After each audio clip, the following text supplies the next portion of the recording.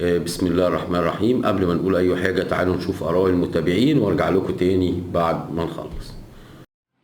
السلام عليكم، عاملين ايه؟ يا رب تكونوا بخير. انا اشرف الدمياطي من دمياط. انا بحب قناه شات نت اديوكيشن والله، لان انا بصراحه اتعلمت حاجات كتير قوي منها، يعني منها ان انا احل مشكله النت. فوالله انا بحب الباشمهندس احمد حمدان جدا، والله انا استفدت منه كتير، واتمنى له ان شاء الله يوصل للمليون مش لل100,000 مشترك بس. السلام عليكم. طبعا لو حابب تشارك الفيديو بتاعك معانا او اراء المتابعين ابعته لنا على حمدان@جيميل، الايميل اللي هيظهر لكم ده هنا. ابعته لنا وان شاء الله نشاركه لك في الحلقات القادمة. تعالوا نخش في موضوع الحلقة عشان نكمل.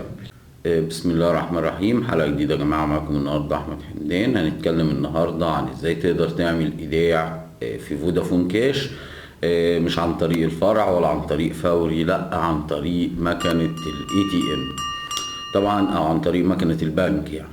خلاص. طبعا ناس كتير متعودة انها تعمل ايداع بالنسبة لفودافون كاش عن طريق مكنة فوري او عن طريق فرع فودافون. الجديد النهاردة انك ازاي تقدر تعمل ايداع عن طريق مكنة البنك اللي هي الاي تي ام.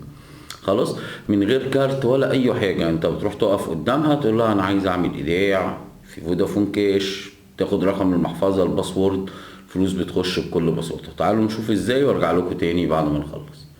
اول حاجة كده بنيجي عند المكنة، بنلاقي المكنة مكتوب عليها من فضلك ادخل بطاقة او اضغط هنا لخدمات بدون بطاقة. انت هتضغط على الزرار اللي هو اضغط هنا لخدمات بدون بطاقة من غير ما تحط اي كارت في المكنة. يعني انت بتروح تقف قدام المكنة بس وتضغط على كلمة اضغط هنا لخدمات بدون بطاقة.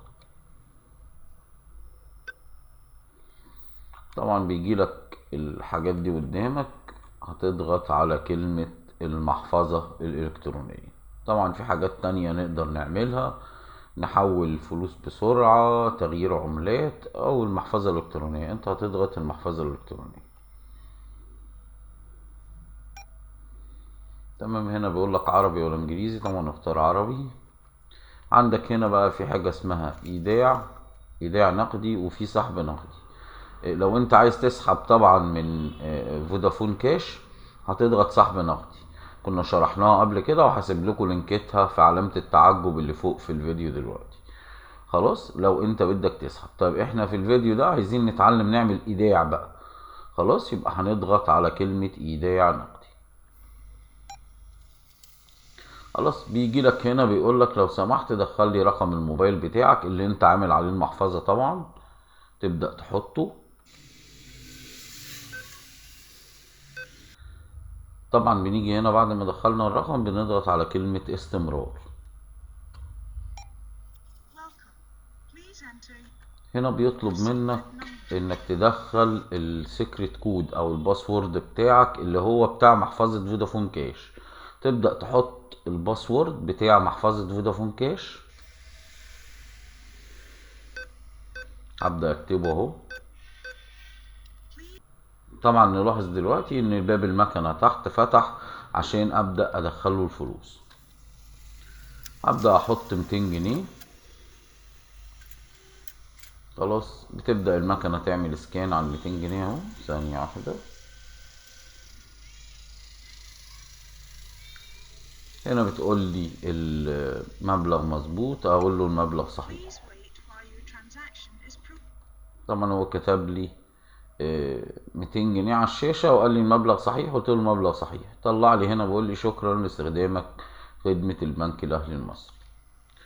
طبعا كده خلاص، يعني عملت ايداع. هنستنى في ايصال هيطلع لنا من الماكينة. ثانية واحدة. طبعا بنلاقي هنا الايصال، انك حطيت ايداع مبلغ 200 جنيه في حسابك في فودافون كاش. طبعا وهي دي الطريقة بكل بساطة ازاي نقدر نعمل ايداع في اي حساب فودافون كاش. طبعا وديني رجعت لك. يا رب يعني حلقتي تكون موفقة معاك النهاردة. ما تنساش تضغط على علامة سبسكرايب الحمراء دي وتفعل الجرس من جنبها عشان يوصلك كل جديد. واخر حاجة بقولها لك، نورتوني في قناتي وكده. معكم احمد حمدان. قاعدين يا جماعة والله الحلقة خلصت. يلا سلام عليكم. لا تنسى الاشتراك في القناة لكي يصلك كل جديد.